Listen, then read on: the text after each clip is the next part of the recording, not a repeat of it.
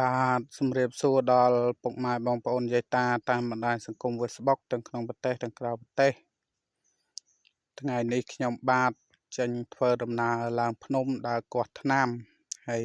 ចង់បង្ហាញថ្នាំមួយប្រភេទដល់ពុកម៉ែបងប្អូនយាយតាតាមបណ្ដាញសង្គម Facebook ទាំងអស់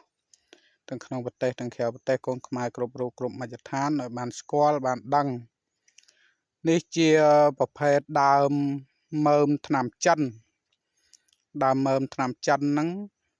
ពីមុនខាងខ្ញុំនេះច្បោណាបងប្អូនអើយតែឥឡូវនេះពិបាករកណាដើមមកព្រឹកថ្ងៃត្រង់ហើយតំប៉ះមកគុំហ្នឹងមកគុំហ្នឹងនៅកលៀតថ្មទៀតមិនដឹងថាជីកបានឬមួយក៏អត់ទេតាំងពីមានគេទិញច្រើនពេកមកហើយក៏ច្បោគ្រូគាត់ឡើងមករកថ្នាំដូចគ្នាគេកោះពេកអស់ហើយសប្តាហ៍ថ្ងៃដើមមើមថ្នាំចិនហ្នឹងគេហៅតាមតំបន់ខ្លះគេហៅយិនសិនហើយបើថាមកខាងតំបន់ខ្ញុំនេះគេហៅដើមមើមថ្នាំចិនមើមថ្នាំចិនហ្នឹងវានិយាយរួមទៅវាស្ដាច់ថ្នាំហ្មងបងប្អូនស្ដាច់ថ្នាំ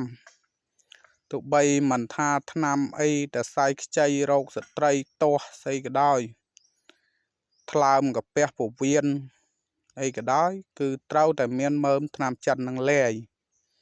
ហ្នឹងហើយនេះបងប្អូន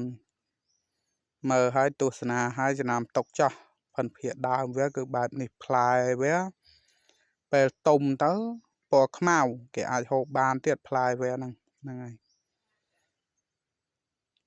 ហើយបើបងប្អូនពុកម៉ែយាយតាតាមបណ្ដាញសង្គម Facebook កូនខ្មែរគ្រប់រូបគ្រប់មជ្ឈដ្ឋានគិតថាវីដេអូខ្ញុំបាទនេះមានប្រយោជន៍ក៏ជួយ share និងជួយ like comment លើកទឹកចិត្តខ្ញុំបាទម្នាក់មួយផងហ្នឹងហើយថ្នាំខ្មែរអាសិតបុរាណខ្មែរហ្នឹងហើយដើមមើមថ្នាំចិនមិនងាយមានទេបងប្អូនហ្នឹងហើយក្រហើយពីមុនខាងខ្ញុំនេះសបោណាតែតាំងពីគេដើរទិញដើរអីមកទៅគេដើរគាស់ដើរជីកលក់ខ្ទេចខ្ទីអស់ហើយឥឡូវនេះថ្ងៃនេះខ្ញុំបាទបានប៉ះមកគុំហើយនេះតែមិនដឹងជីកបានឬមួយអត់ទេបងប្អូនហើយវីដេអូខ្ញុំបាទមានតែប៉ុណ្្នឹងឯងអរគុណច្រើនជម្រាបលាពីឆ្ងាយ